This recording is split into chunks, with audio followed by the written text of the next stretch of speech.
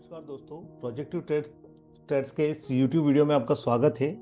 आज हम एक ऐसे टॉपिक के बारे में बात कर रहे हैं जो कि जिसको समझने की क्यूरियोसिटी मैक्सिमम हर इंसान की होती है कि यार अब 2023 आ चुका है, क्या मुझे ट्रेडिंग करना चाहिए?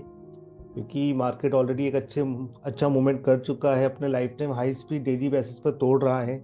तो क्या मुझे ट्रेडिंग करना चाहिए या नहीं करना चाहिए? क्या अभी भी इस मार्केट में इतनी अपॉर्चुनिटी है कि मैं अगर इस मार्केट में ट्रेड करता हूँ तो एक अच्छा बेनिफिट ले सकता हूँ?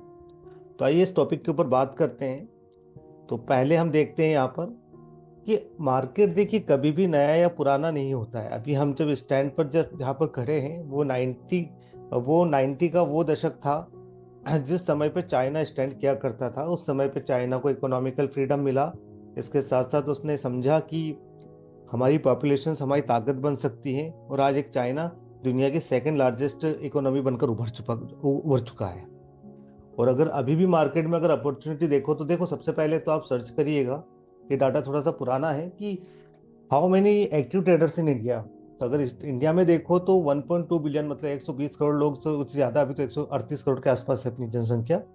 उसमें से सिर्फ अगर आप देखोगे तो 20 मिलियन मतलब 2 करोड़ लोग यहाँ पे बता रखा है, ये गूगल के ऊपर सर्च किया हुआ है।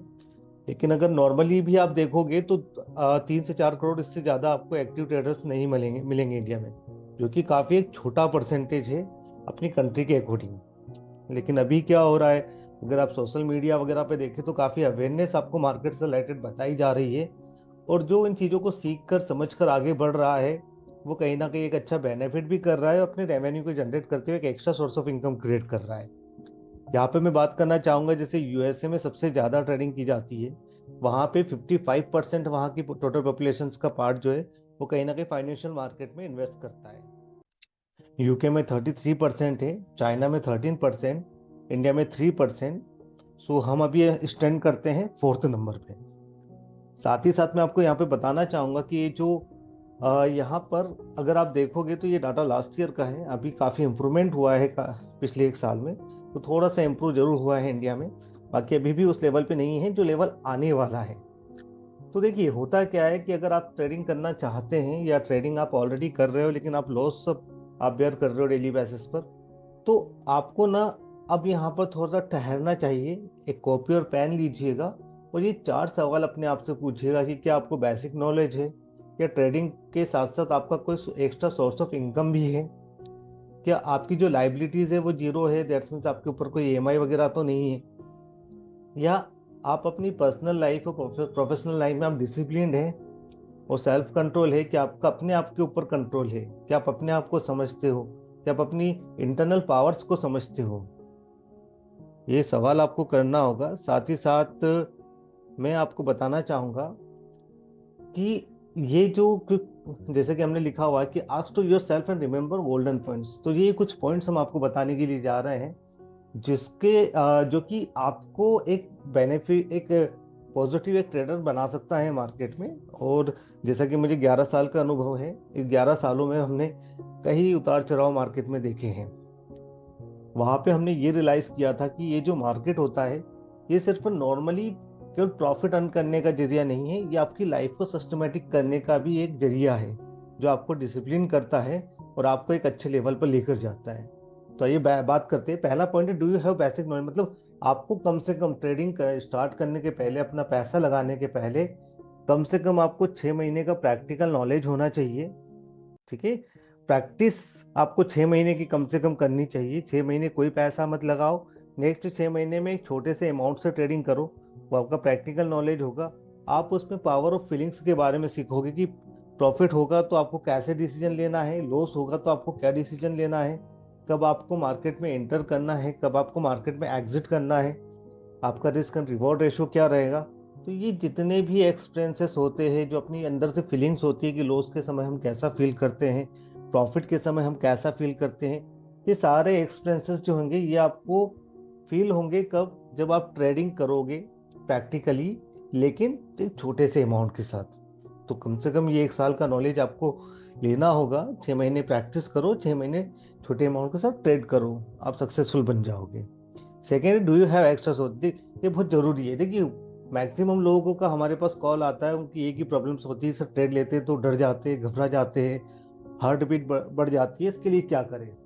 तो देखो, आपका जो आप अगर ट्रेडिंग को केवल एक आपका कोई एक्स्ट्रा सोर्स ऑफ इनकम नहीं है, आप ट्रेडिंग कर रहे हो, केवल उसी के ऊपर आप पूरे डिपेंडेंट हो, तो वहीं आपको पैनिकनेस होती है। तो ट्रेडिंग में आने के पहले अपना कोई एक extra income, source of income आप क्रिएट करो। जैसे प्रॉपर्टी को रेंट पे कर दिया, या कोई ऐसा आपने कोई बिजनेस स्टार्ट कर दिया जहाँ पे आपको ज़्यादा फोकस करने की जरूरत नहीं, लेकिन वहाँ से इनकम आती रहे। तो जैसे कोई ब्रोकरेज से रिलेटेड, ब्रोकिंग फर्म से वगैरह से रिलेटेड कोई काम हो गया, तो वहाँ पे क्या रहेगा कि आपका सोर्स ऑफ इनकम भी आपका क्रिएट हो जाएगा, साथ में आप ट्रेडिंग को मेंटली, आपको साइकोलॉजिकली स्ट्रॉन्ग रहकर और बिल्कुल मेंटली फ्री होकर आप ट्रेडिंग को कर सकते हो। तीसरा यहाँ पर पॉइंट है ट्रेडिंग। देखो, बिजनेस की तरह अगर ट्रेडिंग को देखोगे, ठीक है, तो ट्रेडिंग में आप बेनिफिट निकालना स्टार्ट कर दोगे। क्योंकि आप अपनी लाइफ में भी देखना कभी कि कोई भी बिजनेस अगर हम ओपन करते हैं, या कोई भी बंदा अगर किसी बिजनेस को अगर ओपन करता है, तो वो कहीं ना कहीं उस बिजनेस को चलाने में थोड़ा समय देता है। 6 महीने, 1 साल वो अपने पॉकेट से पैसे लगाता है। उसको पता है कि जिस दिन ये बिजनेस चल जाएगा, मुझे 2 से 3 महीने में पूरी अर्निंग करके दे देगा। तो किसी भी बिजनेस को अगर आप करते हो, तो उसको सेटल होने में टाइम देना पड़ता है। लेकिन टाइम देने का मतलब ये नहीं है कि केवल बैठे बैठे हम सोच रहे हैं, साथ में हमको इम्प्रूवमेंट भी करने पड़ते हैं। अपनी थॉट प्रोसेस को यहाँ पर काम में लेकर आना पड़ता है कि कैसे हम अपने अपनी अप्रोचिंग को बढ़ाए, किस तरह से हम अपने बिजनेस को बढ़ा सकते हैं। वहीं अगर आप ट्रेडिंग को भी एक एज ए बिजनेस देखोगे, तो यहाँ पे भी सीखिए, समझिए, उसके बाद आगे बढ़िएगा। फोर्थ अपना पॉइंट है, don't take any loan for trading. देखो, सबसे बड़ी चीज़ है कि आपके ऊपर जितनी कम लाइबिलिटी होगी या जीरो लाइबिलिटी होगी, तब आप ट्रेडिंग कर सकते हो। जैसे मैं अपना बताता हूँ कि मैं अभी तक कोई ईएमआई अपनी लेके नहीं चलता, या ऐसा कोई अभी बर्डन लेके नहीं चलता हूँ जिससे कि मुझे ट्रेडिंग में एक तरह से इसका प्रेशर मुझे झेलने को मिले। मैं अगर कोई भी ट्रेडिंग करेगा, तो मैं उसको ये सजेस्ट करूंगा कि आप अगर फुल टाइम ट्रेडर बनना चाहते हैं, तो सबसे पहले आप एक इतनी सेविंग करके रख ले कि जिससे आपका 1 साल का खर्चा आराम से चल सके। दूसरा, आप ये कर सकते हो कि आपकी जो सेविंग है, उसका केवल 10 से 20% हिस्सा ही आप ट्रेडिंग में लगाओ। इससे ज़्यादा बड़ा हिस्सा मत लगाओ। ये आपकी सेविंग का होना चाहिए, ना तो किसी से आपने उधार लिया हो, ना किसी बैंक वगैरह से आपने लोन लिया हो। तो अपनी लाइबिलिटी को बढ़ा के कभी भी ट्रेडिंग मत करो। ठीक है, आई होप ये पॉइंट आपको समझ में आए होंगे। साथ ही साथ मैं अगले पॉइंट्स के बारे में बात करूंगा कि पांचवा पॉइंट है हमारा कि are you dependent trader and don't have any own mindset. अगर आप एक डिपेंडेंट ट्रेडर हो, जैसे कि कोई भाई, आपका कोई कजिन है, कोई भाई है, कोई टिप्स प्रोवाइडर है, कोई एक्सपर्ट है, आप उनके ऊपर डिपेंडेंट हो कि वो न्यूज़ और सेंटीमेंट्स या टिप्स एंड रिकमेंडेशन हमको प्रोवाइड करवाएंगे, तभी हम ट्रेड करेंगे, अदरवाइज नहीं करेंगे। कि आपका खुद का कोई माइंडसेट नहीं है, आपका कोई जैसे कोई स्ट्रैटेजी है आपने सीख ली है, लेकिन आपने खुद उसके ऊपर काम करके नहीं देखा है। आपने ये नहीं देखा कि उसमें स्टॉप लॉस कैसे मेंटेन होता है, टारगेट कैसे मेंटेन होते हैं, अर्ली एग्जिट कब होते हैं, और कब मुझे अपनी पोजीशंस को वापस री एंट्री करना है। अगर आपका खुद का अगर माइंडसेट नहीं है किसी चीज़ के ऊपर, किसी स्ट्रैटेजी के ऊपर, तो आप एक डिपेंडेंट ट्रेडर हो। तो वो भी आप डिपेंडेंसी छोड़िएगा। पहले आप खुद खुद के बलबूते पर कोई किसी चीज़ को सीखिए, फिर आगे बढ़िए।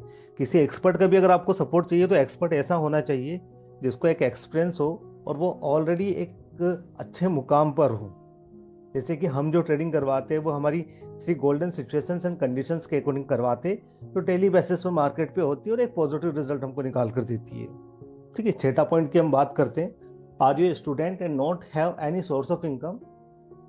तो देखो, ये सबसे बड़ी बात है। मेरे पास अभी कई स्टूडेंट्स के फ़ोन आते हैं, कोई 12th में है, कोई ग्रेजुएशन कर रहा है, कोई पीजी कर रहा है। तो वो कहते हैं सर कि हमारे पास कुछ घर वाले जो पैसे भेजते हैं, या हमारी जो कुछ सेविंग्स है, हम वो लगाना चाहते हैं। तो मैं उनको डायरेक्टली मना कर देता हूँ कि अभी आप अपना ना पूरा फोकस अपने पढ़ाई के ऊपर करो। एक बार आप पढ़ाई कंप्लीट कर लोगे, तो आपका एक सोर्स ऑफ इनकम बन जाएगा, वो जॉब के थ्रू या बिजनेस के थ्रू। इसके बाद आप ट्रेडिंग स्टार्ट करना।